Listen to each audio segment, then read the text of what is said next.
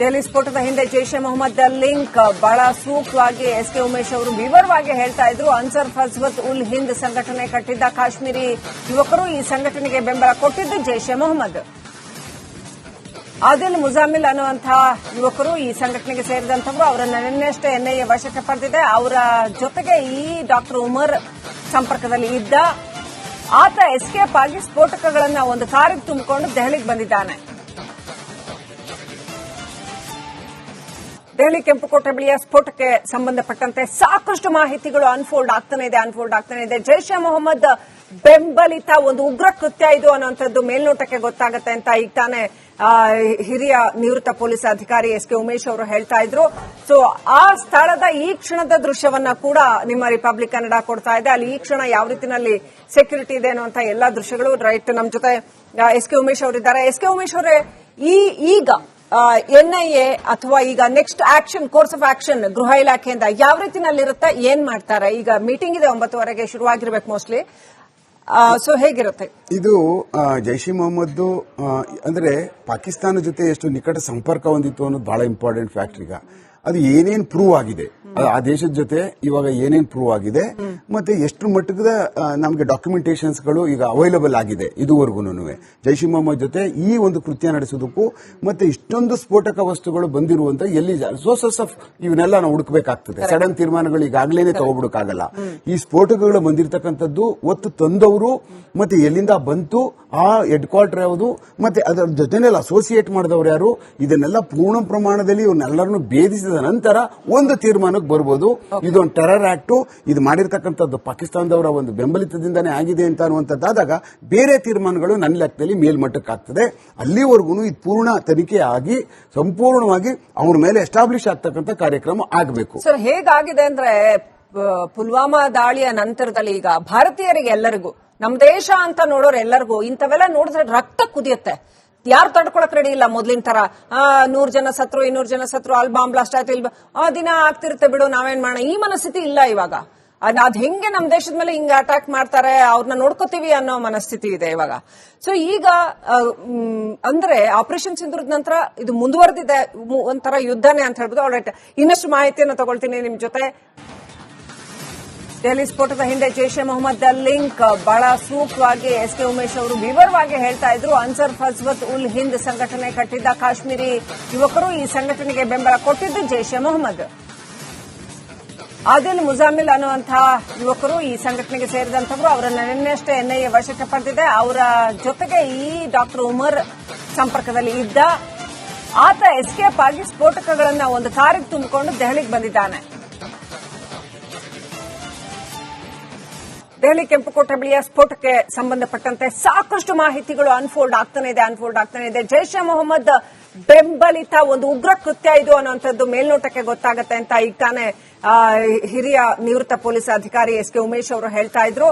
So ಆ ಸ್ಥಳದ ಈ ಕ್ಷಣದ ದೃಶ್ಯವನ್ನ ಕೂಡ ನಿಮ್ಮ ರಿಪಬ್ಲಿಕ್ ಕನ್ನಡ ಕೊಡ್ತಾ ಇದೆ. ಅಲ್ಲಿ ಈ ಕ್ಷಣ ಯಾವ ರೀತಿಯಲ್ಲಿ ಸೆಕ್ಯೂರಿಟಿ ಇದೆ ಅನ್ನುವಂಥ ಎಲ್ಲಾ ದೃಶ್ಯಗಳು ರೈಟ್ ನಮ್ಮ ಜೊತೆ ಎಸ್ಕೆ ಉಮೇಶ್ ಅವರಿದ್ದಾರೆ. ಎಸ್ಕೆ ಉಮೇಶ್ ಅವರೇ, ಈಗ ಎನ್ಐಎ ಅಥವಾ ಈಗ next action course of action ಗೃಹ ಇಲಾಖೆಯಿಂದ ಯಾವ ರೀತಿನಲ್ಲಿರುತ್ತೆ, ಏನ್ ಮಾಡ್ತಾರೆ? ಈಗ ಮೀಟಿಂಗ್ ಇದೆ 9:00 ಶುರುವಾಗಿರ್ಬೇಕು ಮೋಸ್ಟ್ಲಿ. ಸೊ ಹೇಗಿರುತ್ತೆ ಇದು? ಜೈಷ್ ಇ ಮೊಹಮ್ಮದ್ ಅಂದ್ರೆ ಪಾಕಿಸ್ತಾನ ಜೊತೆ ಎಷ್ಟು ನಿಕಟ ಸಂಪರ್ಕ ಹೊಂದಿತ್ತು ಅನ್ನೋದು ಬಹಳ ಇಂಪಾರ್ಟೆಂಟ್ ಫ್ಯಾಕ್ಟರ್. ಈಗ ಅದು ಏನೇನ್ ಪ್ರೂವ್ ಆಗಿದೆ, ಆ ದೇಶದ ಜೊತೆ ಇವಾಗ ಏನೇನ್ ಪ್ರೂವ್ ಆಗಿದೆ, ಮತ್ತೆ ಎಷ್ಟು ಮಟ್ಟದ ನಮಗೆ ಡಾಕ್ಯುಮೆಂಟೇಶನ್ಸ್ ಗಳು ಈಗ ಅವೈಲಬಲ್ ಆಗಿದೆ ಇದುವರೆಗೂ. ಜೈಷ್ ಇ ಮೊಹಮ್ಮದ್ ಜೊತೆ ಈ ಒಂದು ಕೃತ್ಯ ನಡೆಸೋದಕ್ಕೂ ಮತ್ತೆ ಇಷ್ಟೊಂದು ಸ್ಫೋಟಕ ವಸ್ತುಗಳು ಬಂದಿರುವಂತ ಎಲ್ಲಿ ಸೋರ್ಸಸ್ ಆಫ್ ಇವನ್ನೆಲ್ಲ ನಾವು ಹುಡುಕಬೇಕಾಗ್ತದೆ. ಸಡನ್ ತೀರ್ಮಾನಗಳು ಈಗಾಗಲೇ ತಗೋಬಿಡಕ್ಕಾಗಲ್ಲ. ಈ ಸ್ಫೋಟಕಗಳು ಬಂದಿರತಕ್ಕಂಥದ್ದು ಒತ್ತು ತಂದವರು ಮತ್ತೆ ಎಲ್ಲಿಂದ ಬಂತು, ಆ ಹೆಡ್ ಕ್ವಾರ್ಟರ್ ಯಾವುದು, ಮತ್ತೆ ಅದರ ಜೊತೆನೆಲ್ಲ ಅಸೋಸಿಯೇಟ್ ಮಾಡಿದವರು ಯಾರು, ಇದನ್ನೆಲ್ಲ ಪೂರ್ಣ ಪ್ರಮಾಣದಲ್ಲಿ ಇವನ್ನೆಲ್ಲರನ್ನು ಭೇದಿಸಿದ ನಂತರ ಒಂದು ತೀರ್ಮಾನಕ್ಕೆ ಬರ್ಬೋದು. ಇದೊಂದು ಟೆರರ್ ಆಕ್ಟ್, ಇದು ಮಾಡಿರ್ತಕ್ಕಂಥದ್ದು ಪಾಕಿಸ್ತಾನದವರ ಒಂದು ಬೆಂಬಲಿತದಿಂದಾನೇ ಆಗಿದೆ ಅಂತ ಅನ್ನುವಂಥದ್ದಾದಾಗ ಬೇರೆ ತೀರ್ಮಾನಗಳು ನನ್ನ ಲೆಕ್ಕದಲ್ಲಿ ಮೇಲ್ಮಟ್ಟಕ್ಕಾಗ್ತದೆ. ಅಲ್ಲಿವರೆಗೂ ಇದು ಪೂರ್ಣ ತನಿಖೆ ಆಗಿ ಸಂಪೂರ್ಣವಾಗಿ ಅವ್ರ ಮೇಲೆ ಎಸ್ಟಾಬ್ಲಿಷ್ ಆಗ್ತಕ್ಕಂಥ ಕಾರ್ಯಕ್ರಮ ಆಗಬೇಕು. ಸರ್, ಹೇಗಾಗಿದೆ ಅಂದ್ರೆ ಪುಲ್ವಾಮಾ ದಾಳಿಯ ನಂತರದಲ್ಲಿ ಈಗ ಭಾರತೀಯರಿಗೆ ಎಲ್ಲರಿಗೂ, ನಮ್ಮ ದೇಶ ಅಂತ ನೋಡೋರು ಎಲ್ಲರಿಗೂ ಇಂಥವೆಲ್ಲ ನೋಡಿದ್ರೆ ರಕ್ತ ಕುದಿಯುತ್ತೆ. ಯಾರು ತಡ್ಕೊಳಕ್ ರೆಡಿ ಇಲ್ಲ ಮೊದ್ಲಿನ ತರ. 100 ಜನ ಸತ್ರು, 200 ಜನ ಸತ್ರು, ಅಲ್ಲಿ ಬಾಂಬ್ ಬ್ಲಾಸ್ಟ್ ಆಯ್ತು, ಇಲ್ಲಿ ದಿನ ಆಗ್ತಿರುತ್ತೆ ಬಿಡು, ನಾವೇನ್ ಮಾಡೋಣ, ಈ ಮನಸ್ಥಿತಿ ಇಲ್ಲ ಇವಾಗ. ಅದ್ ಹೆಂಗೆ ನಮ್ ದೇಶದ ಮೇಲೆ ಹಿಂಗ ಅಟ್ಯಾಕ್ ಮಾಡ್ತಾರೆ, ಅವ್ರನ್ನ ನೋಡ್ಕೋತೀವಿ ಅನ್ನೋ ಮನಸ್ಥಿತಿ ಇದೆ ಇವಾಗ. ಸೊ ಈಗ ಅಂದ್ರೆ ಆಪರೇಷನ್ ಸಿಂಧೂರದ ನಂತರ ಇದು ಮುಂದುವರೆದಿದೆ, ಒಂಥರ ಯುದ್ಧನೇ ಅಂತ ಹೇಳ್ಬೋದು. ಆಲ್ರೈಟ್, ಇನ್ನಷ್ಟು ಮಾಹಿತಿಯನ್ನು ತಗೊಳ್ತೀನಿ ನಿಮ್ ಜೊತೆ. ದೆಹಲಿ ಸ್ಫೋಟದ ಹಿಂದೆ ಜೈಷ್ ಎ ಮೊಹಮ್ಮದ್ ಲಿಂಕ್ ಬಹಳ ಸೂಕ್ತವಾಗಿ ಎಸ್ ಕೆ ಉಮೇಶ್ ಅವರು ವಿವರವಾಗಿ ಹೇಳ್ತಾ ಇದ್ರು. ಅನ್ಸರ್ ಫಜ್ವತ್ ಉಲ್ ಹಿಂದ್ ಸಂಘಟನೆ ಕಟ್ಟಿದ್ದ ಕಾಶ್ಮೀರಿ ಯುವಕರು ಈ ಸಂಘಟನೆಗೆ ಬೆಂಬಲ ಕೊಟ್ಟಿದ್ದು ಜೈಷ್ ಎ ಮೊಹಮ್ಮದ್.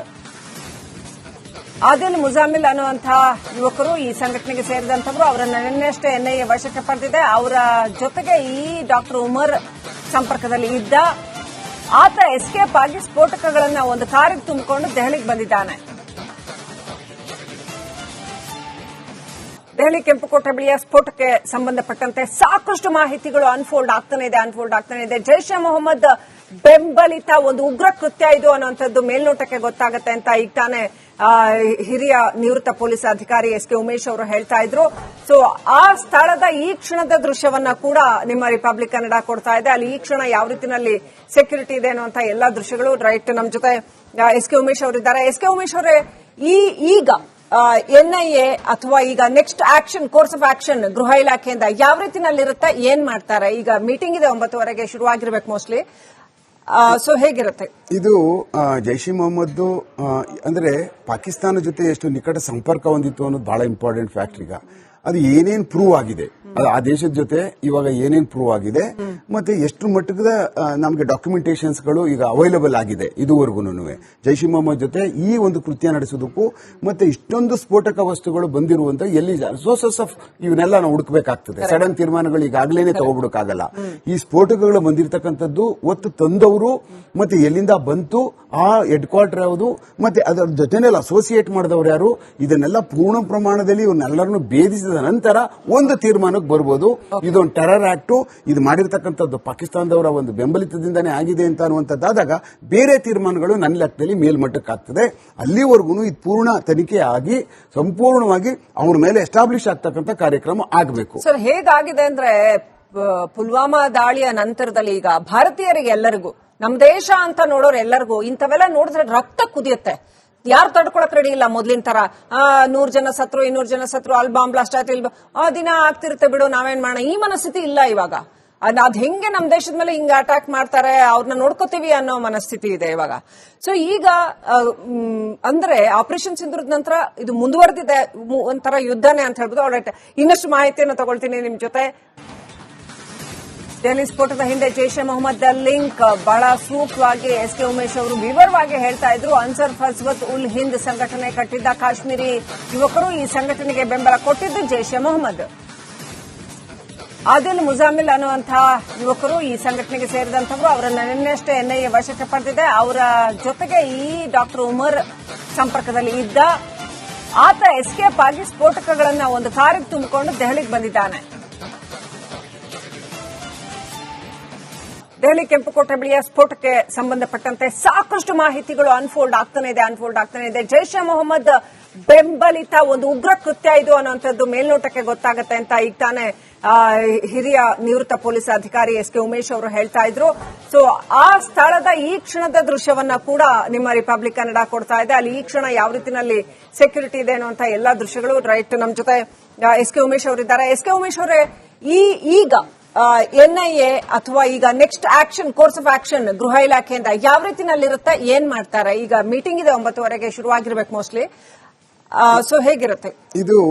ಜೈಷ್ ಇ ಮೊಹಮ್ಮದ್ ಅಂದ್ರೆ ಪಾಕಿಸ್ತಾನ ಜೊತೆ ಎಷ್ಟು ನಿಕಟ ಸಂಪರ್ಕ ಹೊಂದಿತ್ತು ಅನ್ನೋದು ಬಹಳ ಇಂಪಾರ್ಟೆಂಟ್ ಫ್ಯಾಕ್ಟರ್. ಈಗ ಅದು ಏನೇನ್ ಪ್ರೂವ್ ಆಗಿದೆ, ಆ ದೇಶದ ಜೊತೆ ಇವಾಗ ಏನೇನ್ ಪ್ರೂವ್ ಆಗಿದೆ, ಮತ್ತೆ ಎಷ್ಟು ಮಟ್ಟದ ನಮಗೆ ಡಾಕ್ಯುಮೆಂಟೇಶನ್ಸ್ ಗಳು ಈಗ ಅವೈಲಬಲ್ ಆಗಿದೆ ಇದುವರೆಗೂ. ಜೈಷ್ ಇ ಮೊಹಮ್ಮದ್ ಜೊತೆ ಈ ಒಂದು ಕೃತ್ಯ ನಡೆಸೋದಕ್ಕೂ ಮತ್ತೆ ಇಷ್ಟೊಂದು ಸ್ಫೋಟಕ ವಸ್ತುಗಳು ಬಂದಿರುವಂತ ಎಲ್ಲಿ ಸೋರ್ಸಸ್ ಆಫ್ ಇವನ್ನೆಲ್ಲ ನಾವು ಹುಡುಕಬೇಕಾಗ್ತದೆ. ಸಡನ್ ತೀರ್ಮಾನಗಳು ಈಗಾಗಲೇ ತಗೋಬಿಡಕ್ಕಾಗಲ್ಲ. ಈ ಸ್ಫೋಟಕಗಳು ಬಂದಿರತಕ್ಕಂಥದ್ದು ಒತ್ತು ತಂದವರು ಮತ್ತೆ ಎಲ್ಲಿಂದ ಬಂತು, ಆ ಹೆಡ್ ಕ್ವಾರ್ಟರ್ ಯಾವುದು, ಮತ್ತೆ ಅದರ ಜೊತೆನೆಲ್ಲ ಅಸೋಸಿಯೇಟ್ ಮಾಡಿದವರು ಯಾರು, ಇದನ್ನೆಲ್ಲ ಪೂರ್ಣ ಪ್ರಮಾಣದಲ್ಲಿ ಇವನ್ನೆಲ್ಲರನ್ನು ಭೇದಿಸಿದ ನಂತರ ಒಂದು ತೀರ್ಮಾನಕ್ಕೆ ಬರ್ಬೋದು. ಇದೊಂದು ಟೆರರ್ ಆಕ್ಟ್, ಇದು ಮಾಡಿರ್ತಕ್ಕಂಥದ್ದು ಪಾಕಿಸ್ತಾನದವರ ಒಂದು ಬೆಂಬಲಿತದಿಂದಾನೇ ಆಗಿದೆ ಅಂತ ಅನ್ನುವಂಥದ್ದಾದಾಗ ಬೇರೆ ತೀರ್ಮಾನಗಳು ನನ್ನ ಲೆಕ್ಕದಲ್ಲಿ ಮೇಲ್ಮಟ್ಟಕ್ಕಾಗ್ತದೆ. ಅಲ್ಲಿವರೆಗೂ ಇದು ಪೂರ್ಣ ತನಿಖೆ ಆಗಿ ಸಂಪೂರ್ಣವಾಗಿ ಅವ್ರ ಮೇಲೆ ಎಸ್ಟಾಬ್ಲಿಷ್ ಆಗ್ತಕ್ಕಂಥ ಕಾರ್ಯಕ್ರಮ ಆಗಬೇಕು. ಸರ್, ಹೇಗಾಗಿದೆ ಅಂದ್ರೆ ಪುಲ್ವಾಮಾ ದಾಳಿಯ ನಂತರದಲ್ಲಿ ಈಗ ಭಾರತೀಯರಿಗೆ ಎಲ್ಲರಿಗೂ, ನಮ್ ದೇಶ ಅಂತ ನೋಡೋರು ಎಲ್ಲರಿಗೂ ಇಂಥವೆಲ್ಲ ನೋಡಿದ್ರೆ ರಕ್ತ ಕುದಿಯುತ್ತೆ. ಯಾರು ತಡ್ಕೊಳಕ್ ರೆಡಿ ಇಲ್ಲ ಮೊದ್ಲಿನ ತರ 100 ಜನ ಸತ್ರು 200 ಜನ ಸತ್ರು ಅಲ್ಲಿ ಬಾಂಬ್ ಬ್ಲಾಸ್ಟ್ ಆಯ್ತು ಇಲ್ಲಿ ದಿನ ಆಗ್ತಿರುತ್ತೆ ಬಿಡು ನಾವೇನ್ ಮಾಡೋಣ ಈ ಮನಸ್ಥಿತಿ ಇಲ್ಲ ಇವಾಗ. ಅದ್ ಹೆಂಗೆ ನಮ್ ದೇಶದ ಮೇಲೆ ಹಿಂಗ ಅಟ್ಯಾಕ್ ಮಾಡ್ತಾರೆ ಅವ್ರನ್ನ ನೋಡ್ಕೋತೀವಿ ಅನ್ನೋ ಮನಸ್ಥಿತಿ ಇದೆ ಇವಾಗ. ಸೊ ಈಗ ಅಂದ್ರೆ ಆಪರೇಷನ್ ಸಿಂಧೂರದ ನಂತರ ಇದು ಮುಂದುವರೆದಿದೆ ಒಂಥರ ಯುದ್ಧನೇ ಅಂತ ಹೇಳ್ಬೋದು. ಆಲ್ರೈಟ್, ಇನ್ನಷ್ಟು ಮಾಹಿತಿಯನ್ನು ತಗೊಳ್ತೀನಿ ನಿಮ್ ಜೊತೆ.